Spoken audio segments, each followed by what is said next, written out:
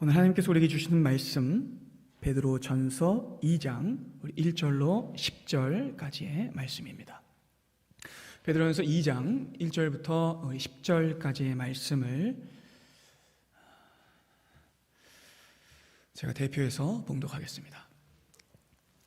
그러므로 모든 악독과 모든 기만과 외식과 시기와 모든 비방하는 말을 버리고 갓난 아기들같이 순전하고 신령한 젖을 사모하라. 이는 그로 말미암아 너희로 구원에 이르도록 자라게 하려 함이라.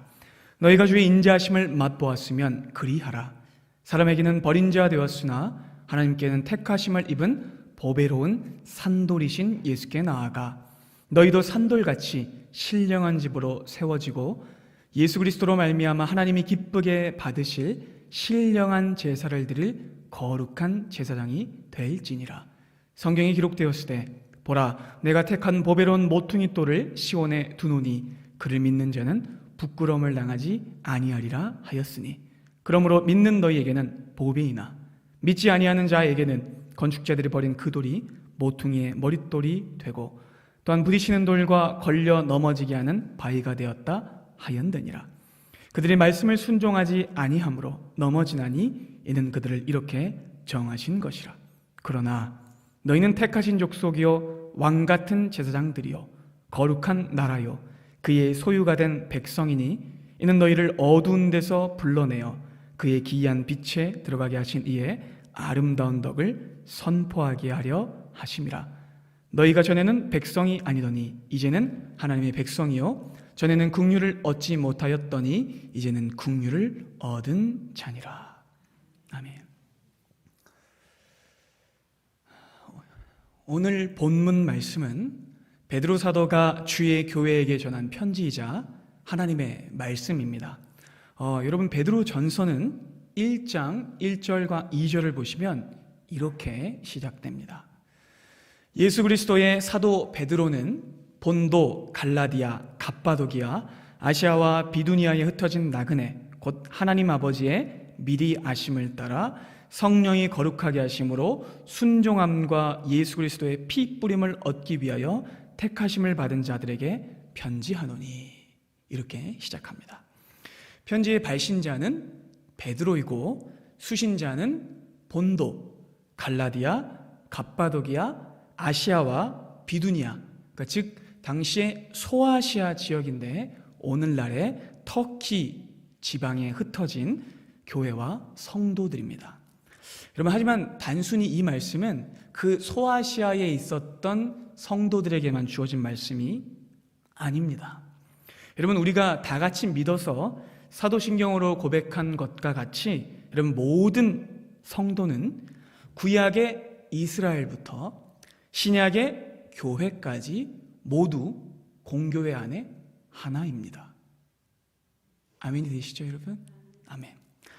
그렇기 때문에 여러분, 이 말씀은요, 다만 소아시아, 그 과거의 터키 지방에 있었던 사람들만 들을 말씀이 아니고 유럽과 아프리카에 사는 사람들만 들을 말씀도 아니고 당시 초대교회 100년의 시간 속에 살았던 사람들만 지켜야 하는 그 유통기한이 정해진 말씀이 아니라 1장 2절 말씀과 같이 곧 하나님 아버지의 미리 하심을 따라 성령이 거룩하게 하심으로 순종함과 예수 그리스도의 핏뿌림을 얻기 위하여 택하심을 받은 모든 자들에게 주시는 말씀입니다. 아멘이시죠, 여러분? 이 말씀, 여러분, 오늘 이 시간 바로 여기 우리에게도 주시는 동일한 하나님의 말씀인 것이죠. 사도 베드로는 오고 가는 모든 공교회에게 이 편지를 쓰고 있습니다. 그리고 이 본서신은 수신자가 누구라고요? 교회입니다. 그러니까 교회에게 주어진 말씀이기 때문에 단순한 전도 목적을 뛰어넘습니다. 예수 믿으세요 라는 전도 목적보다 더 큰 목적이 있는 것이죠. 여러분, 이 말씀은 이미 예수를 구주로 고백하면서 모인 성도들의 무리에게 주신 말씀이기 때문에 교회가 지켜야 할 계명인 것입니다. 여러분, 앞서서 사도 베드로는요, 교회가 하나님 아버지께 택함받았다라고 말씀했습니다.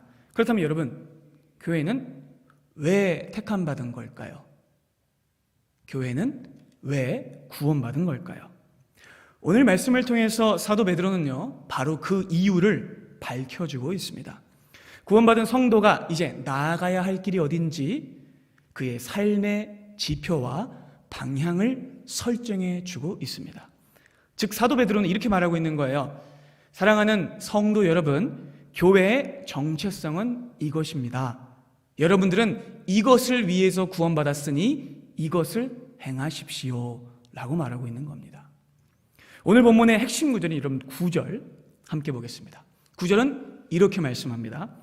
그러나 너희는 택하신 족속이요 왕같은 제사장들이요 거룩한 나라요 그의 소유가 된 백성이니 이는 너희를 어두운 데서 불러내어 그의 기이한 빛에 들어가게 하신 이의 아름다운 덕을 선포하게 하려 하심이라. 아멘. 여러분 이 말씀이 오늘 본문의 핵심 구절입니다. 여러분 사도 베드로는요 먼저 교회의 정체성을 선언합니다. 여러분 교회의 정체성이 무엇이냐면 택하신 족속이라는 거죠. 왕같은 제사장들입니다. 거룩한 나라이고 그의 소유된 백성입니다. 이것이 교회의 정체성이죠. 그리고 여러분 바로 다음 문장에 사도 베드로는 그런 이 교회가 이 위대한 정체성을 가지고 무엇을 해야 하는지를요 바로 다음 문장에서 알려줍니다. 이는 너희를 어두운 데서 불러내어 그의 기이한 빛에 들어가게 하신 이의 아름다운 덕을 어떻게 해요?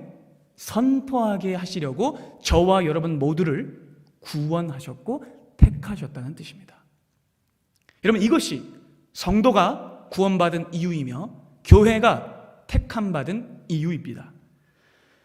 십자가 회심을 경험한 이후 모든 성도가 가지게 되는 사명인 것이죠.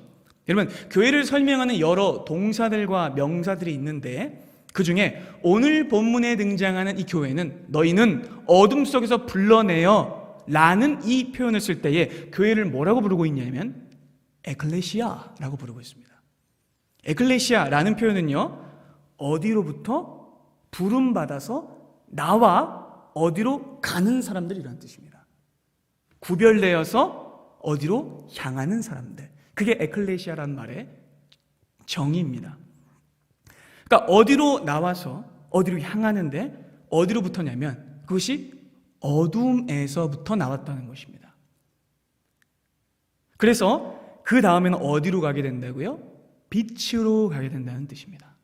그래서 이후로는 그들이 과거에 가졌던 정체성, 어둠의 정체성을 버리고 이후로는 빛의 정체성을 가지고 계속해서 빛을 전하고 빛을 선포하며 세상에서 하나님의 뜻과 덕을 드러내기 위해 살아가는 것이 그들의 사명이고 정체성이라고 본문은 말씀합니다.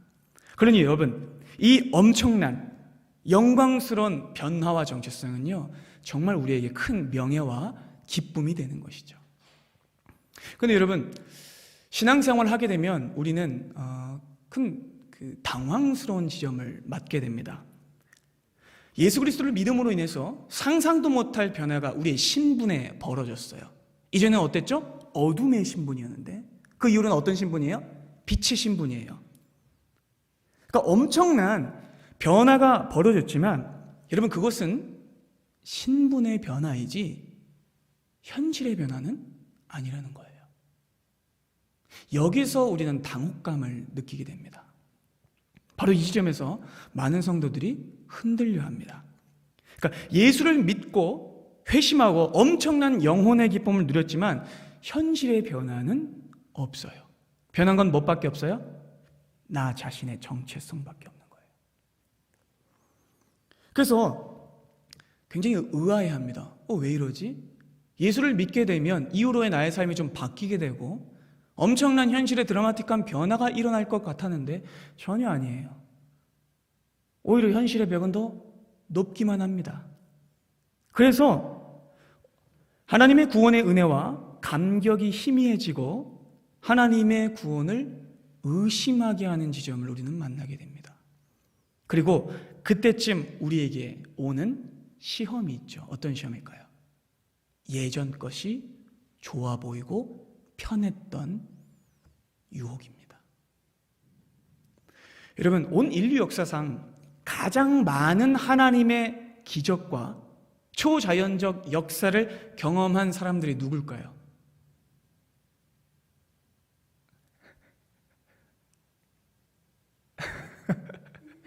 이스라엘입니다. 바로 출애굽한 이스라엘 백성이죠. 여러분, 이스라엘 백성들은요, 전 인류 역사상 가장 많은 기적을 경험한 사람들이에요. 그렇죠, 여러분?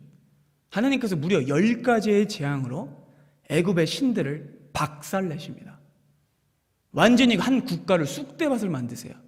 그리고 그들은 나올 때에 홍해의 갈라짐을 경험했고, 온 산천초목과 천지 만물이 하나님의 어미하심 앞에 두려워 떠는 것을 직접 보았습니다.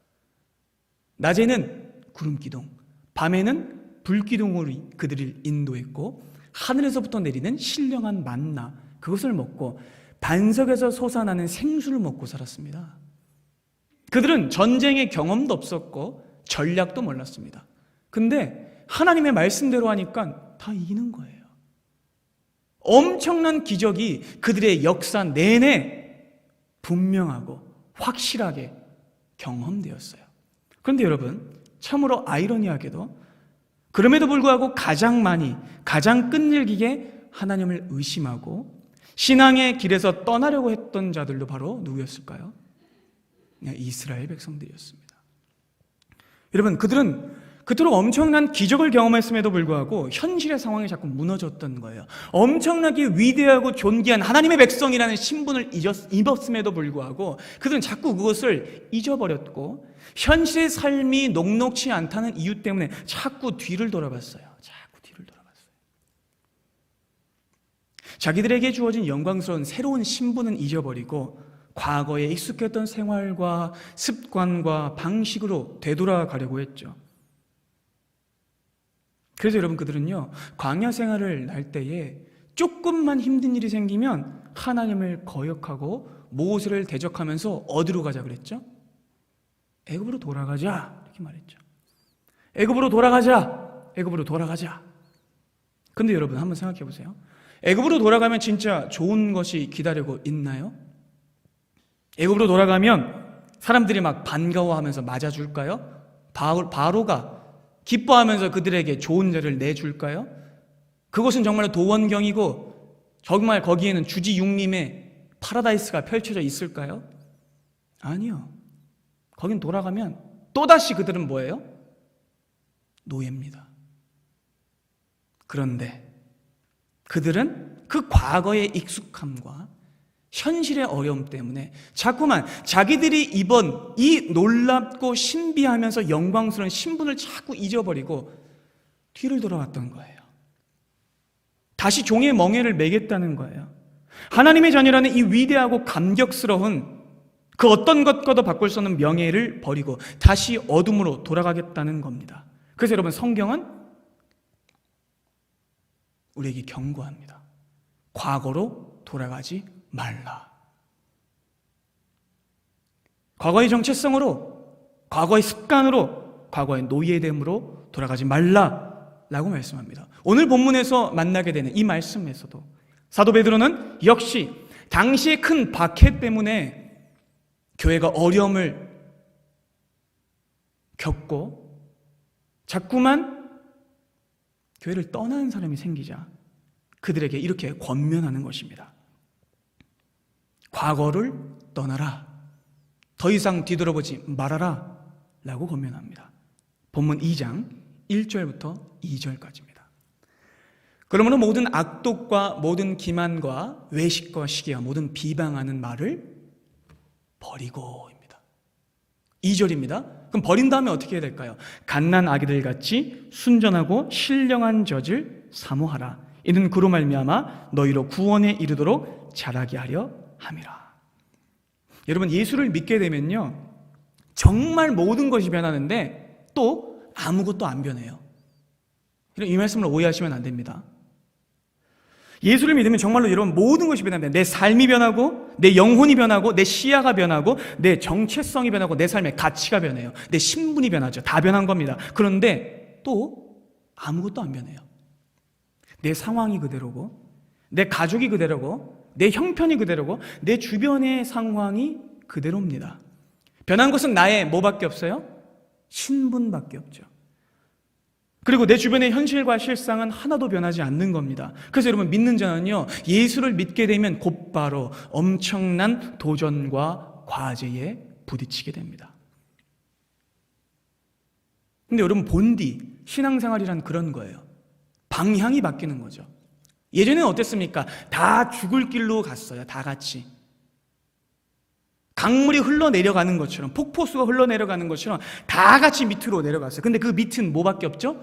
죽음밖에, 심판밖에, 저주밖에, 죽음밖에 없어요. 근데 그 밑으로 다 같이 쓸려 내려가던 자가 예수 그리스도의 구원을 알게 된 후에 그는 방향이 바뀝니다. 그리고 어디로 가죠? 흐르는 강물을, 세상 조류를 거꾸로 거슬러서 혼자만 반대로 가는 거예요. 세상 사람들이 물어봅니다. 어디로 가? 미친 거 아니야? 일로 가야지 잘 돼. 일로 가는 길이 진짜야. 그러나 그는 글로 갈 수 없어요. 왜요? 글로 가면 심판과 죽음밖에 없으니까요. 그러면 성도의 정체성은 이것입니다. 세상의 강물을 거꾸로 거슬러서 천성을 향해 나아가는 것. 이것이 우리의 정체성입니다. 그래서 여러분, 신앙생활이 바뀌면, 시작되면 방향이 바뀌는 거예요. 그러니까 이전에는 어떤 걸로 생각했어요? 악독으로 행했고, 불의로 행했고, 저주로 행했고, 비판으로 행했고, 세속적인 가치로 행했는데 이제 그 이후로는 그의 방향이 바뀌었으니 그 모든 것들을 어떻게 해야 돼요? 버려야죠. 등져야 됩니다. 배설물처럼. 이전에 살던 모든 습관과 가치관을 떠나야 합니다. 이제 실제적인 변화를 일으켜야 하죠. 꼿꼿이, 흔들림 없이 오롯이 흐르는 강물을 거꾸로 거슬러 올라가야 합니다. 그러니 이전의 세상적인 가치관과 습관과 삶의 자세를 모두 끊어내야 하는 것이죠. 그래서 여러분, 사도 바울도 이렇게 가르칩니다. 에베소서 4장 17절입니다. 그러므로 내가 이것을 말하며 주 안에서 증언하노니 이제부터 너희는 이방인이 그 마음에 허망한 것으로 행한같이 행하지 말라. 아멘이 되십니까, 여러분? 18절부터 계속해서 보겠습니다. 그들의 총명이 어두워지고 그들 가운데 있는 무지함과 그들의 마음이 굳어짐으로 말미암아 하나님의 생명에서 그들은 떠나 있도다.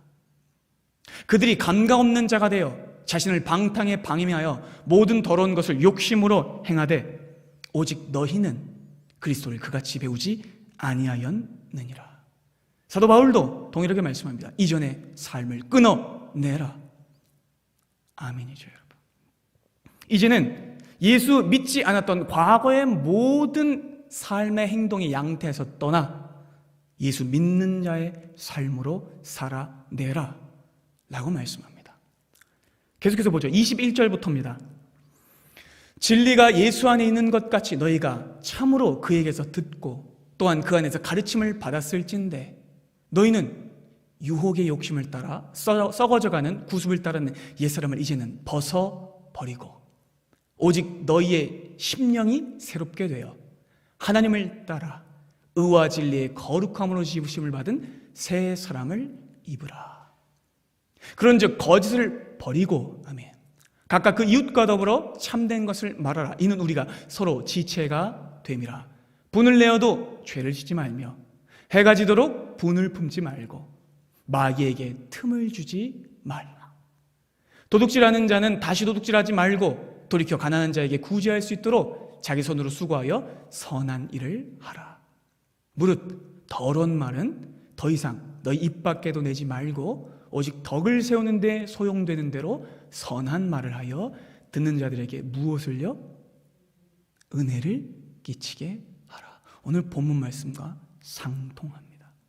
하나님의 은혜의 덕을 선포하라. 이렇게 말씀합니다. 예수를 믿게 되고 난 뒤에 성도는 이렇게 이전 것을 다 버려야 합니다. 그런데 여러분, 세상이 우리를 가만 놔두나요? 우리가 예수 믿었다고 해서 세상이 우리를 봐주나요? 그렇지 않습니다. 오히려 그때부터 성도는 곧바로 반대와 역경에 부딪힙니다. 세상에 살아가기 위해서 사람은요, 압독해야 돼요.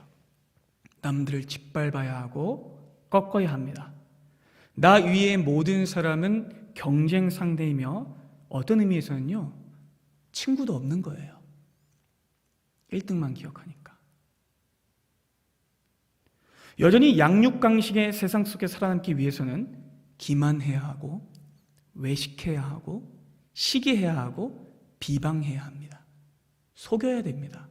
그게 세상의 방식이고 원리죠. 내가 살기 위해서는 다른 사람을 해쳐야 합니다. 그러나 여러분, 그리스도를 믿은 이후로는 그 모든 원리와 가치관을 다 끊어내야 합니다. 하나님의 은혜로 말미암아 구원받은 사람은 이전의 삶에서 떠나야 합니다. 하나님께서 아브라함을 부르실 때도 뭐라고 말씀하시죠? 너는 떠나라 라고 말씀하세요. 떠나야만 하나님의 약속의 땅으로 갈 수 있기 때문입니다. 여러분들이 여러분의 삶의 방식을 떠나지 않는다면 하나님께로 온전히 행하는 것이 아닙니다. 떠나야만 그곳에 도착할 수 있습니다.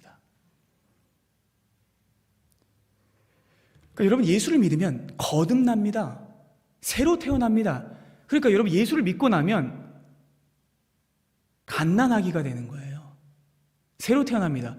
그 이후로는 갓난아기가 새로운 음식을 먹어야 됩니다. 예전에는 뭘 먹었죠? 세속의 음식. 세상적인 가치관, 세상적인 원리, 세상적인 원칙을 먹었지만 이후로는 영적인 음식을 먹어야죠. 그래서 여러분, 본문 2절은 이렇게 말씀합니다. 갓난아기들 같이 순전하고 신령한 젖을 사모하라. 이는 그로 말미암아 너희로 구원에 이르도록 자라게 하려 함이라. 우리 모두는 예수 그리스도 안에서 새 생명입니다. 그리고 새 생명이기 때문에 새로운 것을 먹어야 합니다. 여러분, 신령한 젖은 무엇일까요? 하나님의 말씀입니다. 하나님의 말씀을 먹어야만 우리는 하나님의 자녀로 살아갈 수 있습니다. 만약 하나님의 말씀을 먹지 않고 또다시 세속적인 가치를 먹는다면, 세상의 원리를 먹고 세상의 원칙을 먹는다면 우리는 세상으로 돌아가 버리고 말 거예요. 여러분, 영어 속담에도 이렇게 훌륭한 금언이 있어요. We are what we eat. 우리가 먹는 것이 우리다. 여러분들 먹는 것이 세속적인 방식이면 여러분은 세상 사람일 것입니다.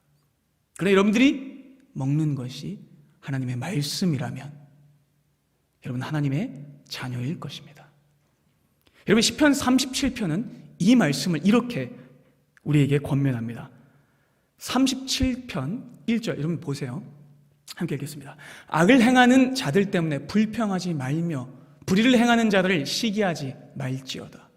그들은 풀과 같이 속히 배임을 당할 것이며 푸른 채소같이 쇠잔할 것임이로다. 시편 37편의 기자는 이렇게 말씀해요. 절대로 세상 사람들 부러워하지 말라. 그들의 현실적인 잘나감 때문에 너희들의 영혼을 뺏기지 말라.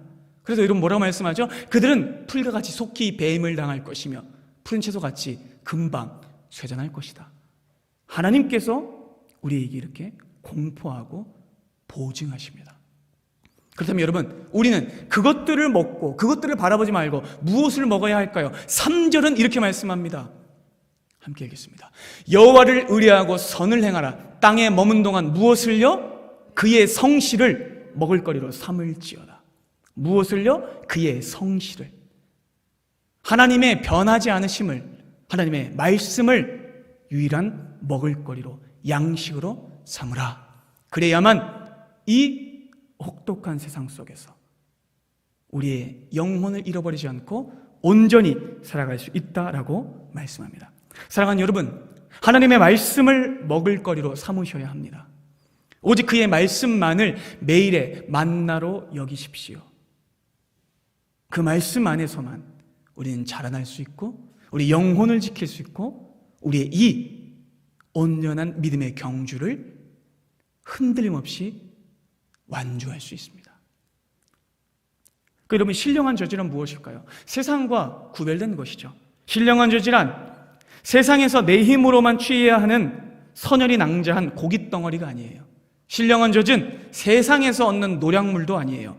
신령한 젖은 하나님으로부터 나오는, 하늘에서부터 내려오는 말씀이며 생명의 양식입니다.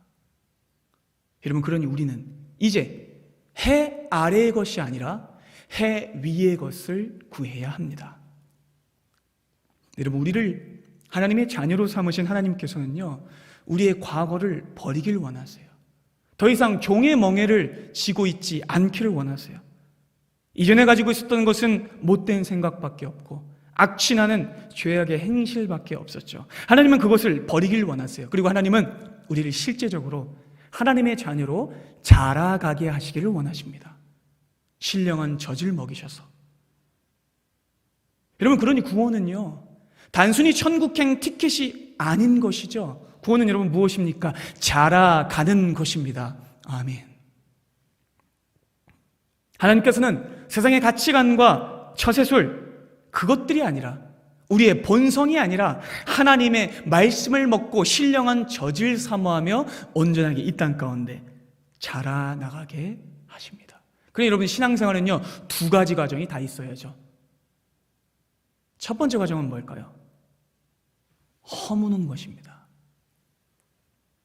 과거의 자아를 허물어야 합니다. 그 다음으로는 어떻게 할까요? 세워야 합니다. 하나님의 말씀으로. 바꾸어 말하겠습니다. 신앙생활은 먼저 버려야 합니다. 무엇을요? 세속적 가치관을, 세상적 생각과 사고를. 그리고 다음으로는 채워야 합니다. 무엇으로요? 하나님의 말씀으로요. 그냥 채워버리면 섞여버려요, 여러분. 비우고 채우셔야 합니다. 버리고 채우셔야 합니다. 그러니까 우리 신앙생활의 과정은 이 두 가지 과정을 계속해서 함께 해나가야 해요. 계속해서 세속적인 가치관을 허물고 계속해서 하나님의 말씀을 채워야 합니다. 이 두 가지가 다 있어야 됩니다. 그래서 여러분, 사도 베드로는 이렇게 말씀하고 있죠. 다시 한번 본문 2장 1절과 2절입니다. 그러므로 모든 악독과 모든 기만과 외식과 시기와 모든 비방하는 것을 어떻게 하라고요? 버리고. 아멘. 그리고 그 버린 것에서 끝나지 않고 이제는 어떻게 해야 되죠? 적극적으로 채워야 돼요. 무엇을요? 갓난 아기들 같이 순전하고 신령한 젖을 채우라는 거예요. 그래야만 어떻게 된다고요? 구원에 이르도록 자라갈 수 있다라고 말씀합니다. 여러분, 우리 모두는 하나님의 말씀 안에서 자라가야 하는 자들입니다. 하나님은 여러분, 우리를 지금 이 시간도 자라가게 하고 계세요. 우리는 지금도 만들어져 가고 있어요. 우리 교회도 지금 세워져 가고 있는 거예요. 건축되어져 가고 있는 거예요. 할렐루야. 여러분, 하나님은 우리를 왜 만드실까요? 하나님이 우리를 만드심으로 인해서 우리의 변화된 모습을 통해 하실 일이 있기 때문입니다. 우리의 변화된 모습으로 세상에 전할 것이 있기 때문입니다. 여러분, 생각해 보세요. 초대교회 시절 오순절날 성령이 강림하신 후 사람들이 가장 놀랐던 지점이 어느 지점이었을까요? 사람들이 많이 모인 거에 놀랐을까요? 아니면 많은 사람들이 병고침을 받는 거에 놀랐을까요? 맞습니다. 그런 것들에도 놀랐을 것입니다. 그러나 여러분, 진정으로 놀라웠던 것은요, 사람이 변했다는 사실이에요. 누가 변했을까요? 사도들이 변했죠. 사도들이 어떤 사람들이었습니까? 도망갔던 자들입니다. 거부했던 자들입니다. 불신했던 자들입니다. 예수님을 모른다고 부인했던 자들이에요. 그 겁 많고 그 나약하고 그 비겁했던 제자들이 세상에 전혀 다른 사람이 되었어요. 이후로는 그들은 과거를 완전히 씻어내고 성령의 능력으로 말미암아 담대히 전하는 그리스도의 종이 되었습니다. 그래서 여러분, 사도행전 4장은 이 위대한 변화를 이렇게 실제적으로 보여주고 있습니다. 13절. 여러분, 이들이 성전 미문에 앉아서 안진뱅이를 일으킨 다음에 예수 그리스도를 전하자 사내들인 공의에서 난리가 났어요. 그들을 소환해서 법적인 어떤 해를 가하기 위해서 그들을 그 자리에 모았어요. 여러분, 예전 같았으면 베드로가 어땠을까요? 가야바야 관정 근처까지 갔을 때도 불이나 쬐고 멀리서 이렇게 쭈그러져 있던 그가 지금 어떤 모습으로 바뀌었는지 한번 보세요. 그들의 베드로와 요한이 어떻게 했대요? 담대하게 말했대요. 이전에 어땠어요? 저 예수님 몰라요. 두려워했던 그들이 바뀐 겁니다. 담대하게 말함을 보고 그들을 본래 학문 없는 범인으로 알았다가 이상히 여깁니다. 또 전에 예수와 함께 있던 줄도 알고 또 병나은 사람이 그들과 함께 서 있는 것을 보고 그들이 할 말이 없는 거예요. 15절입니다. 명하여 공회에서 서로 나가라 하고 서로 의논합니다. 이 사람들을 어떻게 할까? 그들로 말미암아 유명한 표적 나타나는 것이 예루살렘에 사는 모든 사람들에게 알려졌으니 우리도 부인할 수 없다. 이것이 민간에 덮어지지 못하게 그들을 위협하자. 이후에는 절대로 예수를 전하게 하지 말자 하게 하고 그들 다시 부릅니다. 베드로와 요한을 불렀어요. 그리고 경고합니다. 여러분, 사내들인 공회는요, 당시 최고의 기관이었어요. 그 자리에 불려가면 71명이 딱 자리를 붙잡고 앉아 있어요. 그 자리에 몇 명 되지 않는 사도들이 딱 붙들려 간 거예요. 위압적일 겁니다. 겁먹을 수밖에 없을 거예요. 그래서 여러분, 그들은요, 엄청난 권위를 가지고 그들에게 찍어 누르고 있어요. 도무지 예수의 이름으로 말하지도 말고 가르치지도 말라 라고 말합니다. 근데 여러분, 이 말을 들은 베드로가 뭐라고 대답하는지 아세요? 19절입니다. 베드로와 요한이 대답하여 이르되 하나님 앞에서 너희의 말을 듣는 것이 하나님의 말씀을 들은 것보다 옳은가 너희가 판단해라 라고 말해요. 우리는 보고 들은 것을 말하지 아니할 수 없다 라고 말합니다. 여러분, 이 위대하고 엄청난 사람의 전부가 뒤바뀐 변화가 보이십니까? 초대교회 성도들이 무엇 때문에 놀랐을까요? 이들이 변화된 것에 놀랐습니다. 50일 전에는 어땠어요? 예수님 잡혀가실 때 두려워 벨벨벨벨 떨었어요. 정말 비겁하고 형편없고 아무것도 내세울 것 없었던 자들이 그리스도 예수의 성령이 오신 후에 완전히 그들의 삶이 뒤바뀝니다. 그리고 이것이 그들 모두에게 증거가 됩니다. 사랑하는 여러분, 이것이 하나님께서 그들을 변화시키신 이유예요. 이것이 하나님이 여러분의 삶에 통해 보이시려는 여러분의 삶의 실질적인 변화와 그 변화의 목적입니다. 하나님은 여러분들의 삶이 변하는 것을 통해서 여러분들 주위에 있는 사람들에게 보여주길 원하시는 거예요. 어둠에서 나와 빛으로 향하는 여러분들의 삶을 통해서 여러분들 주위에 있는 사람들이 예수를 만나길 원하시는 겁니다. 세상에 왜 저렇게 바뀌었지 사람이? 저 사람은 예수를 믿는데, 저 사람은 옛날엔 안 저랬는데 왜 저렇게 친절하지? 왜 저렇게 따뜻하지? 왜 저렇게 사람이 도량이 넓지? 저 사람은 예수를 믿었대. 하나님은 그것을 통해서 여러분들의 삶을 통해서 증명하려고 하시는 것이죠.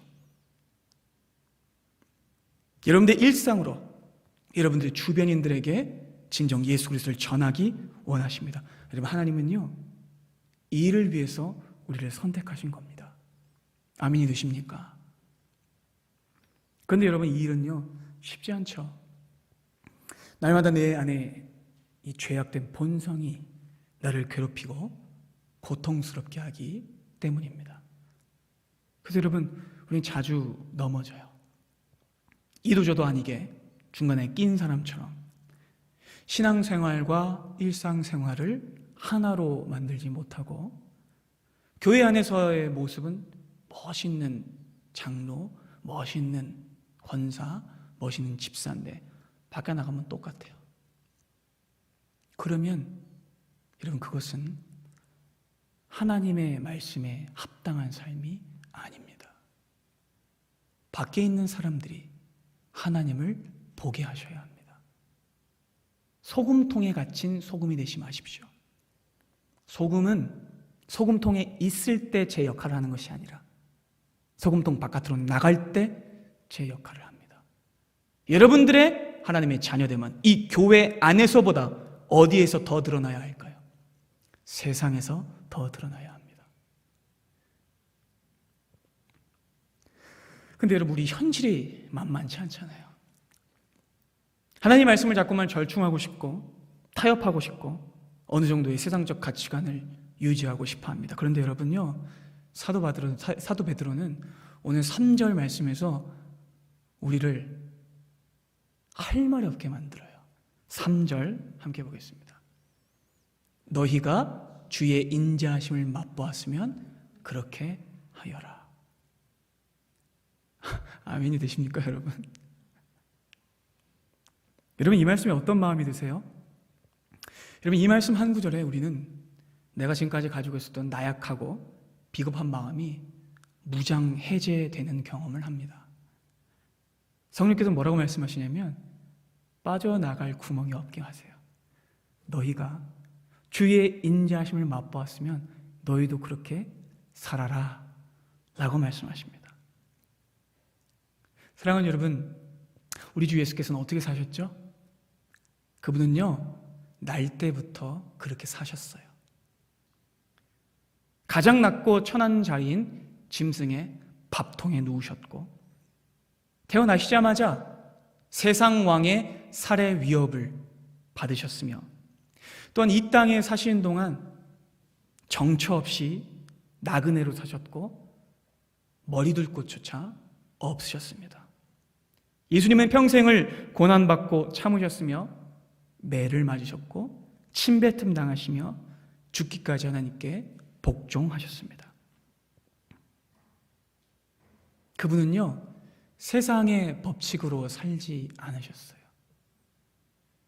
순전한 하나님의 말씀을 사모하며 자신을 언제나 하나님의 말씀으로만 채우셨습니다. 그리하여 저와 여러분들을 결국 구원하셨죠. 그분은 사람에게는 버림받아서 가장 처참하고 초라한 모습으로 죽으셨어요. 그것은 예수께서 속도 없으셨기 때문에 그렇게 하신 것이 아닙니다. 예수께서 지능이 모자라서 그렇게 하신 것도 아니에요. 예수께서 제 자신의 성공과 처세를 위해서 잠깐 엎드린 것이 아니었습니다. 예수님은 하나님의 영광을 위해서 그렇게 하셨고 저와 여러분들을 살리기 위해서 그렇게 하셨고 하나님의 빛을 드러내기 위해서 그렇게 하셨습니다. 그렇게 예수께서는 대제사장의 사역을 감당하셨고 친히 제물되어 죽으셨습니다. 그렇기 때문에 여러분, 예수 그리스도의 은혜를 입은 자라면 마땅히 그분의 발자취를 따라가야 합니다. 열매를 맺어야 합니다.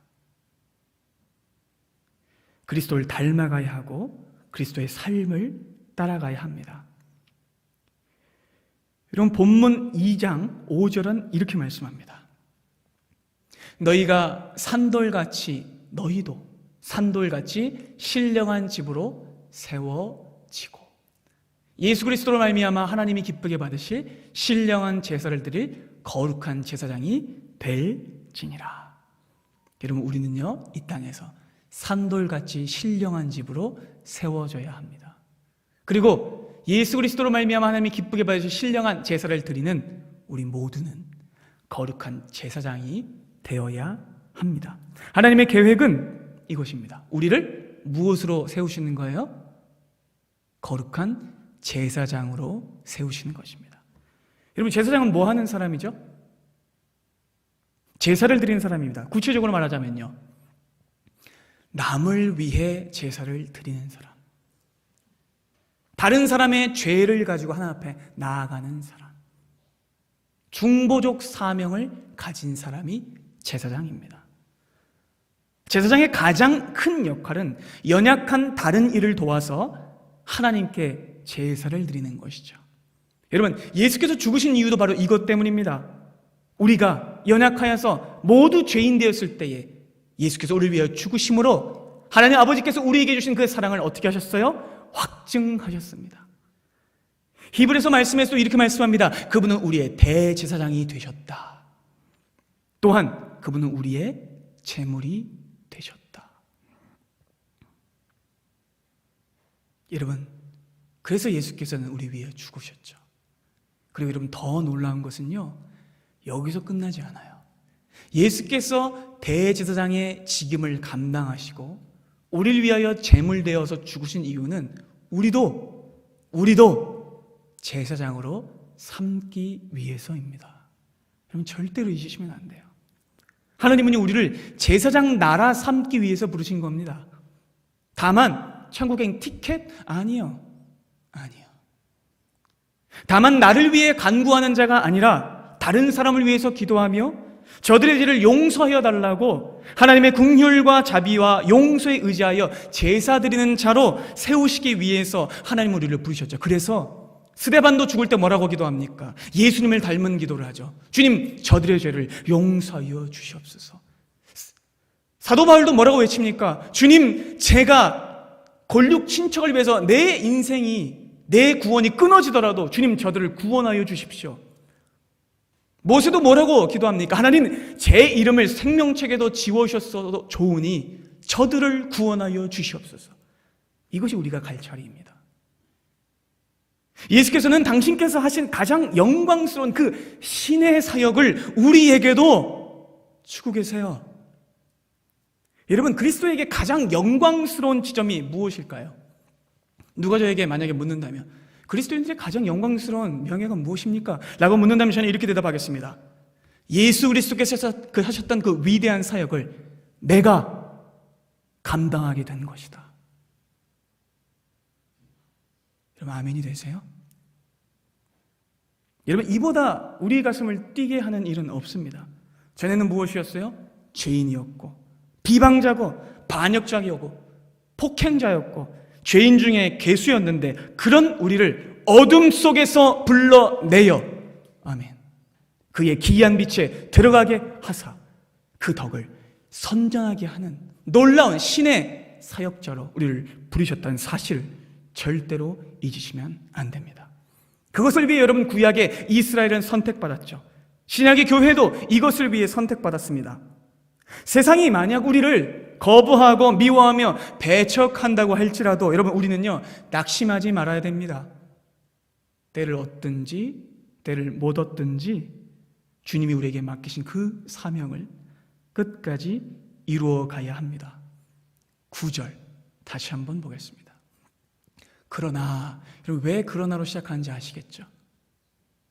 세상이 우리를 힘들게 하고 곤란하게 하고 자꾸만 과거로 돌아가게 할지라도 그러나 너희는 택하신 족속이요 왕같은 제사장들이요 거룩한 나라요 그의 소유가 된 백성이니 이는 너희를 어두운 데서 불러내어 그의 기이한 빛에 들어가신 이의 아름다운 덕을 선포하게 하려 하심이라.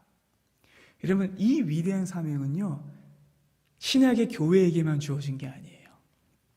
출애굽기 19장 한번 보실까요?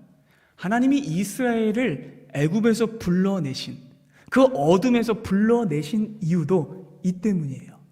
5절과 6절입니다.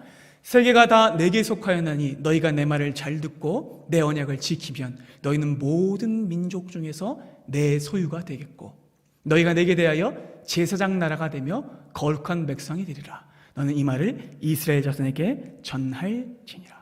이스라엘이 어둠 속에서 부름받은 이유도 무엇이라고요? 제사장 나라의 사명을 감당하기 위해서입니다. 참으로 여러분 놀랍죠? 그리고 여러분, 이 위대한 정체성은요, 더 올라가요. 아브라함에게도 주어진 말씀입니다. 창세기 18장. 여러분, 지금 하나님께서 무엇을 하시려고 하면 소돔과 고모라를 멸망시키시려고 합니다. 근데 여러분, 얼마나 놀라운지 아세요? 하나님이 자기의 계획을 누구에게 알려주세요? 아브라함에게 알려주세요. 신의 동역자가 된 겁니다. 17절 여러분, 정말 얼마나 위대한 말씀인지 함께 보겠습니다. 여호와께서 이르시되 내가 하려는 것을 아브라함에게 숨기겠느냐? 아브라함은 강대한 나라가 되고 천하 만민은 그로 말미암아 복을 받게 될 것이 아니냐? 내가 그로 그 자식과 건속에게 명하여 여호와의 도를 지켜 의와 공도를 행하게 하려고 그를 택하였나니 이는 나 여호와가 아브라함에게 대하여 말한 일을 이루려 함이니라. 아멘. 하나님께서 아브라함을 선택한 이유는 다만 그를 복을 주셔서 그만 떵떵거리고 살게 하시려고 주신 것이 아니라는 거예요. 더 위대한 것은 의와 공도를 행하게 하려고 세상 나라가 하나님 앞에 복을 받게 하기 위해서 하나님은 그를 선택하신 것이죠. 이 위대한 정체성은 구약의 아브라함부터 신약의 교회 그리고 오늘날 우리에게까지 동일하게 이어집니다. 사랑하는 여러분, 구약이나 신약이나 동일합니다. 하나님이 어둠 속에 있던 죄인을 불러 의인으로 삼으시고 구원하신 이유는 그렇게 하나님의 은혜로 빛을 받은 그들이 그 빛을 또한 세상에 전하게 하시기 위함입니다. 그래서 천하 만민이 제사장의 신분을 가지고 있는 여러분들을 통해서 큰 복을 받게 하시기 위해서입니다. 그래서 여러분, 우리는 어두운 데서 불러냄을 받은 것이죠. 그의 기이한 빛에 들어가게 하신 하나님의 아름다운 덕을 선포하게 하기 위해서 우리는 선택받은 것입니다. 이 명예를, 이 영광을 절대로 잊지 마십시오.